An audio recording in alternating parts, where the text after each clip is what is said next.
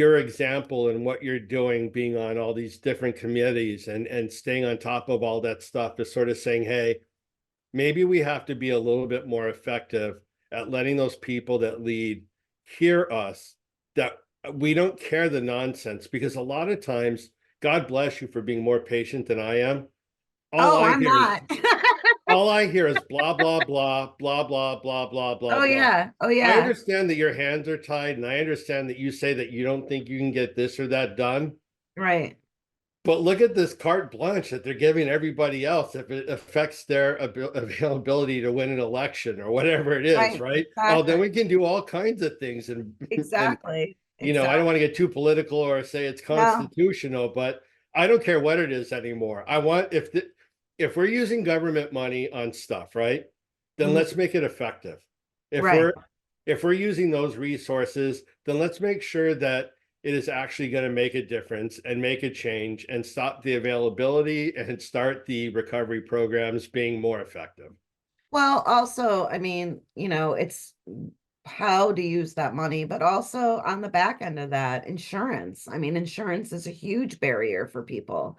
I mean, I myself wiped out my 401k just to get good treatment for my son, and it wasn't here in Connecticut.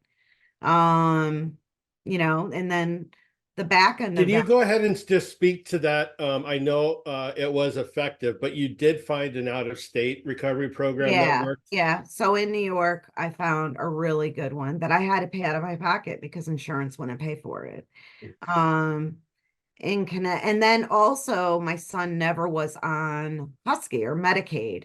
It was just a pride thing. I mean, now looking back at it, it was stupid. My husband and I Not should have. stupid, just inexperienced, kid. Right. That's I all. was inexperienced and I'm like, well, no one in our family has ever taken advantage of those benefits and we're not going to start now. We have the money to do it. But looking, there was barriers because he wasn't on Medicaid and couldn't go to other programs that in the state that I wanted him to go to. So the insurance company, and then just like right from the beginning in this blow up of the fentanyl. I mean, looking back, high school, when Mike was on football, he got really hurt and he got Oxycontin. I mean, and I sometimes leave that out of the story because he jumped into experimenting everything, but what switched in his brain at that time? And Purdue isn't being held accountable. So, they're in bankruptcy right now. Hopefully, the Supreme Court took up their case and we'll hear something by June. But there's so many facets. And, right now people are dying. Like, how do we collectively look at the different pathways to living? And I hate saying clean because I don't think that's a nice word. A happy, healthy life. That's what I say. Because it And wasn't dirty. So yeah, if you say yeah, that's clean, the you're supposed opposite to of be clean and calling dirty. that. And I don't Yeah. like to say that. So a happy, healthy life, a productive life. Because when you're productive, then you feel good about yourself. And right now it seems like the pathways to that the government, that the availability is, and even unfortunately, some real big smart people believe is the only way is one path. And that doesn't need to be that way. I mean, and I don't know, I mean, it's an elephant, right? We try to take one bite at a time, but think about it. Every 11 minutes, someone in our country is dying. 11 minutes. So the Enough. time is Enough. now. The time is now. And, I've dealt with a lot of nonprofits. I've been in a lot of nonprofits. Right now, I'm not in a nonprofit. The nonprofit world also needs to be held accountable, and make sure that they're doing what they say they're doing. Not And just for their own growth or their right, what it exactly. is, There's some what's really best good for the ones out community. there. This isn't a blanket statement, but there's no oversight. Sober homes have a tiny little oversight. They're not really being over, just making sure you have a bed is, and people not using drugs in a home, it defines a sober home. Well, we could do better than that. There should be programs for them, vocational programs for them. And I mentioned to I you love about hearing that. a and that too. Hopefully you were able to look at it. There's a great program in North Carolina that works. A lot of people I know have graduated from it. They're successful, they have beautiful families. We don't have anything like that in Connecticut. Why? I I mean, honestly, you never knew me to keep my mouth shut, but there's big people out there that have the money purse and they think their way is the highway and they're not looking at anything else. And I mean, yes, the numbers for Connecticut from last year to this year shrunk a little. They did shrink a little, which is great. Correct. Still have huge, huge numbers. And also think about it, the amount of times that Narcan is being used. We're starting to look at data on that. But if Narcan wasn't so readily Was it readily accessible, and that available? is what the state is doing really well, is making sure that Narcan is out there. We would be in a lot different situation. So, Narcan, yeah, can we, we're gonna segue a little bit and sure. man, this is the dumbest segue I've ever heard, but here we go. So just for somebody who's maybe new to it, their loved one started Yep. pills or, whatever Yeah, the opiate of choice is, right? sure. One, Narcan is not a recovery program. No. That's a life-saving instrument. Hmm. And Yep. then um, in the last year, I've done a lot of interviews with folks that are part of different methadone programs. Yep. And since I went ahead and made this segue, I'm not a big fan or proponent of any program that wants to continue long-term methadone. Hmm. You're just trading one drug for another one. And the one thing I do want to bring up about it, though, is that I'd much prefer my loved one on a methadone regimen if they aren't willing to go ahead and find sobriety, as opposed to going on the street and getting something laced with fentanyl. And with that being said,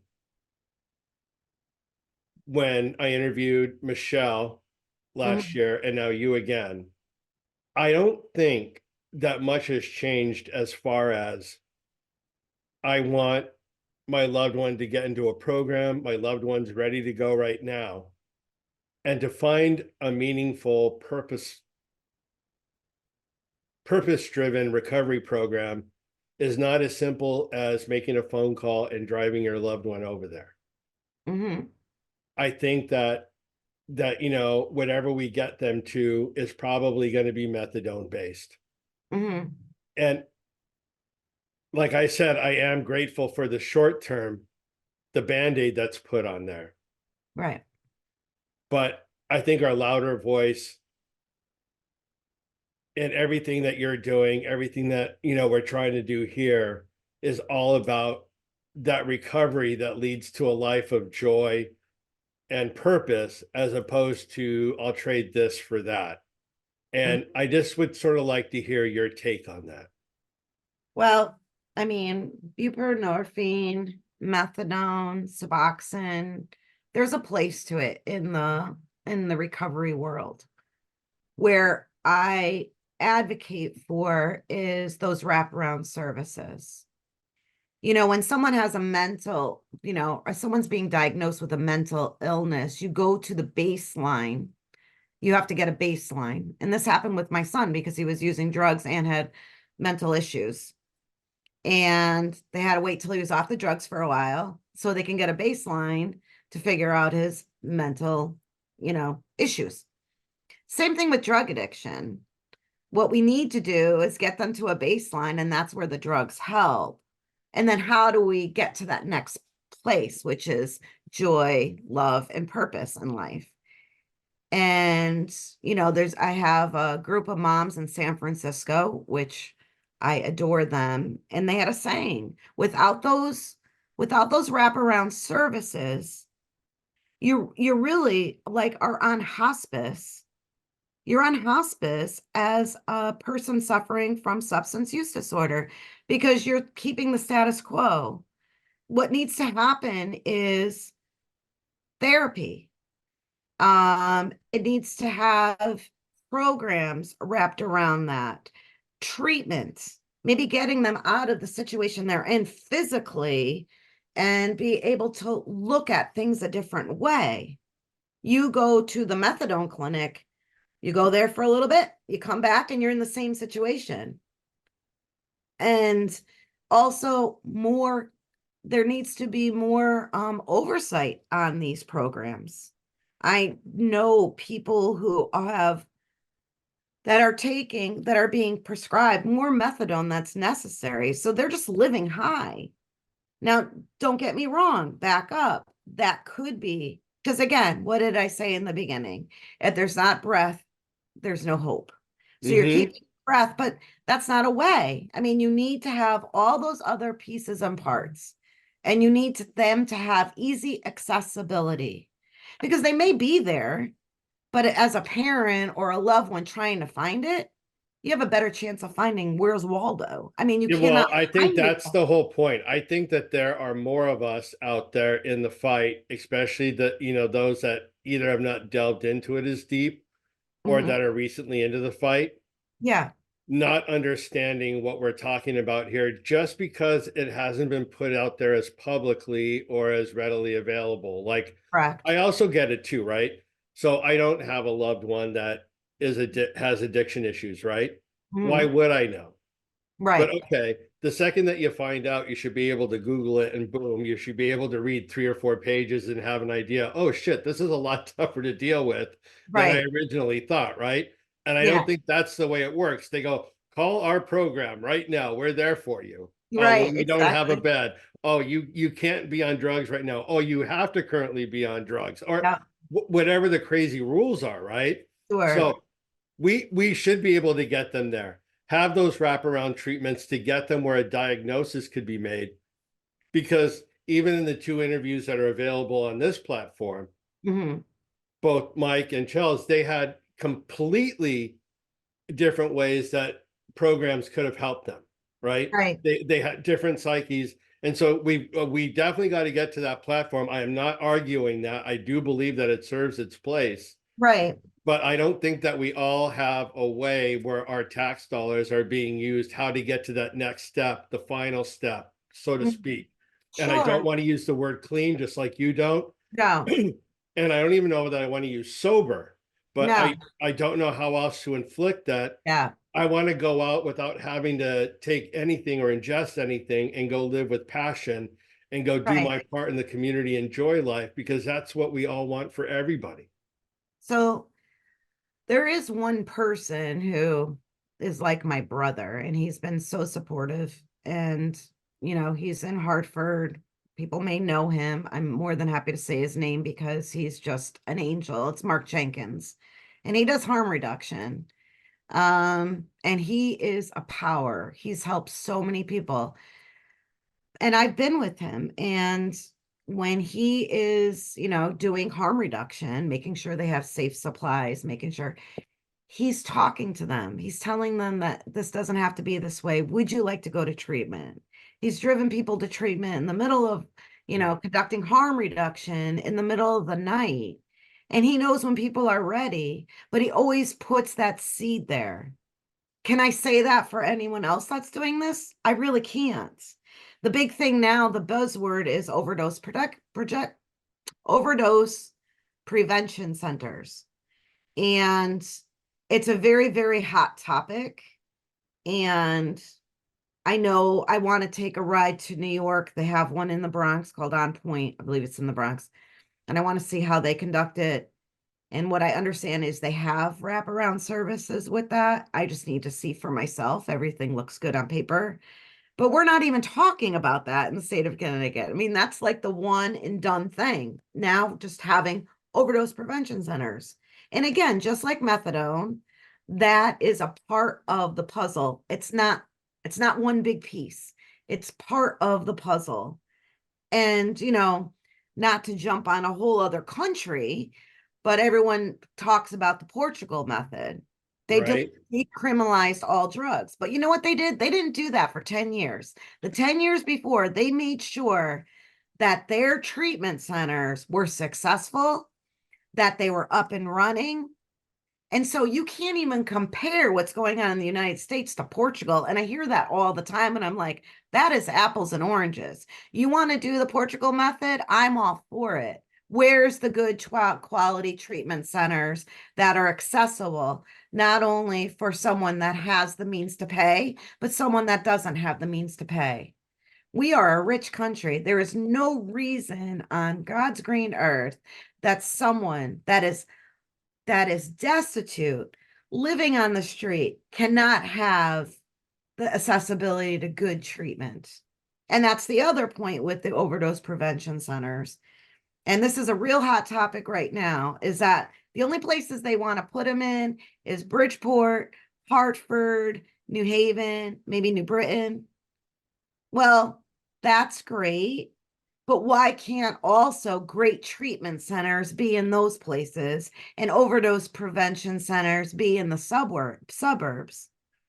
I mean, Yeah. why is it? I mean, because we talk about inequity. Well, damn straight there's inequity. Is there any good treatment centers or in the cities right now? No, no. Well, I mean, take for Connecticut, there really isn't. I mean, there's a few, but There again, are a few, especially church-based ones that are finding yes, they some are. They're good, but again, they're far and few few between, between. Yeah. or they don't accept insurance. I mean, like we can talk about that. I think Yeah. where are we at with the state-run recovery program, seeing about a 2.5% success rate? Does that sound about right? You're giving them too much credit, Jim. Is that I right? well, yeah, I would say so. I would say so. Yeah, because just in comparison to with some programs that sound like they're working a little bit better, Yeah. I've talked to a couple of church leaders that I hope to go ahead. We still have to negotiate out a little bit about how we can be open and honest about some things in the Yeah. conversations. Nothing adverse, just Right, right, we right. want to make sure that we're not giving up anyone's privacy or why Yeah. it works or whatever. But I've talked to people that have gone through their program years ago, and they're seeing like a 50% success rate of people Yeah. being put back into the community. I mean, Well, that's we, like in San Francisco because I follow them because they've tried all these things that Connecticut's trying to try, and it was a miserable failure. And right now, like the Salvation Army in San Francisco is probably the best treatment center in San Francisco, and they provide housing. They have, they're just doing a wonderful, wonderful job. And we need to look at things like that. We just need to come out of the box because what's the definition of insanity, right? repeating what we do and expecting a different outcome. Exactly. And I've been seeing this for over 12 years. Yes, And ma'am. I suspect, when's election? Election's coming in November. I've had conversations with some of our biggest senators, representatives. And when I only talk to them is the month before election. So they'll be coming out of the woodwork. And I blast them. I blast them I know you do. because they give me lip service. Things are going to get done, want the camera shot. I don't even want to take a picture with these people anymore. But the point is that they have the power in Washington and they're not listening. And so if you pay attention, you have to make a decision of what direction we want to go. Because right now, what we're doing is not working. Yeah, I don't know how else to say that, right? All I hear anymore from them is blah blah blah blah. Like it, I don't even care. I don't care No, why you don't no. think it doesn't work. Just And if it's a you can't shame. do it, then let's do something else that works. That's all I'm Right. asking of you. If you Yeah. tried 10 different things and they didn't work, I would appreciate you so much. But Yeah, that's not it. exactly. You tell me how you can't get it out of your office because nobody will let you do it. Well, that's not very effective. Right. Exactly. Exactly. So again, it's an elephant. It takes a bite, it's one bite at a time. There's lot of problems, but again, I guess what I always say, if someone is breathing, there's still hope. There's Love still that. I love that. ability to just give them the opportunity to see a different way of doing things than what they're stuck in right now, you know? Beautifully said. Thank you for Yeah, that, Christine. you're welcome. Um, let's see. How about if you help me with some therapy here? You can go ahead and send me a bill on this one. I Google it every now and again, and I will tell you it's been over 30 days, but I try to find an effective, just for Connecticut, Yeah, an effective way. So it's you or Michelle, right? I go back to that. And because yep, I did it 100 times with my mom. I don't know how many times you guys did it yeah, with the kids, but right, that my mom's telling me like for the first time in a decade, she just wants to quit all this shit, yeah. right? Fine. I'm going to call that one. I just saw the commercial, right? Mhm, Well, they can't take her for whatever reason. They don't have the bed, too much money. I don't have the availability, whatever it is, right? mhm, I would just like to go ahead and start putting together a list of where we have the phone number, the contact people, what programs are available, what kind of condition your loved one needs to be in at the time that they're saying that they want the help right now, right? mhm. So I know that I'm sending letters out this week to every single one that comes up as a recovery program here in the state of Connecticut. Yeah. Um, one, could you just talk to me a little bit about if I don't have a success with this marketing campaign, what are ways that I can reach out to them? Do you think that calling and asking for some of the directors and then just saying what I'm trying to do might be helpful? And if that is so, what kind of information do you think I should have on these lists where we can make that accessible to everyone that's going through this? So they just have a one-shot look where they're not trying to work 3 or 4 different phones and sweat out how they get their person into recovery. If you're able to do this, then you would have the Holy Grail. It's Okay. going to be, I'm not trying to tamper you, or it's going to be very, very difficult. I think one of the things that you need to look at is, first of all, is detox. Right now, as far as detox, calling a hospital, and this sounds awful, but this is what the advice I've given, it's kind of worked, is calling a hospital and say he's a threat to himself or another person, Okay. he or she. And unfortunately, you have to go that route. But Is also, detox considered part of that wraparound? yeah, that would be part of it, Okay. depending on where they are. So you have detox. So, and there's are places that have detox, but if a person is at a critical point, um, that is one way to go. As far as you probably have to break it up, you short treatment, long treatment, and detox. Some places, some rehab locations have all three. So calling around and just maybe gathering the information of what they specialize in, what their criteria is, and then taking all those pieces and parts and information and put them in funnels would probably be the best way. But unfortunately, the only thing that we do have now is the bed availability list, that's shown in a lot of different sites every day. You can go on to the department, DEMIS of Health, Department of Mental Health and Addiction Services, and they have a bed list, and it lists the treatment provider and the amount of beds every morning. Are those all state-run programs that are going to Pretty, appear I there? think so. I think so. Mhm.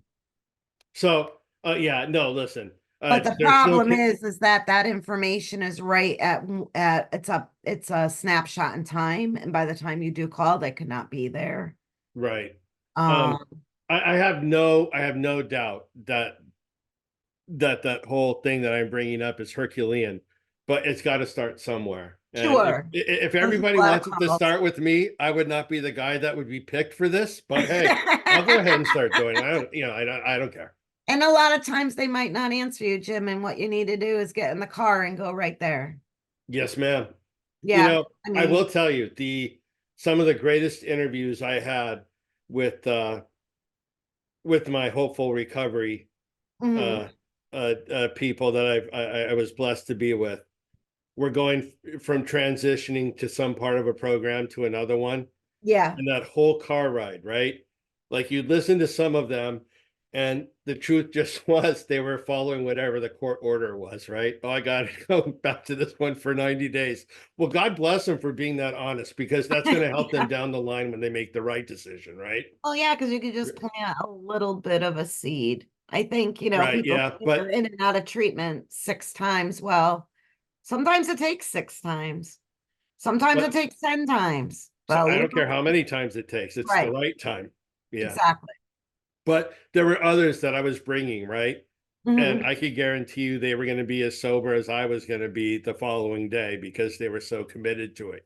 Right, And exactly. and they might have even been suffering, but so many, I think the ones, the reason why I end up harping back a little bit on the methadone, and why I only see it as the Band-Aid, is because they still knew they had to get sick to get off of that, right? Right. And here they have this whole like life they're planning out. Like, I want to start that little business. I want to get back here, Yeah. but I still got to get sick. And I really don't want to do that part. So, Right. all that stuff, there's got to be parts of the program that can make it better for everyone. And that's why collectively our voices have to be loud that Oh, amen. will, as far as the medications that do help, that's not the one and done. Mhm.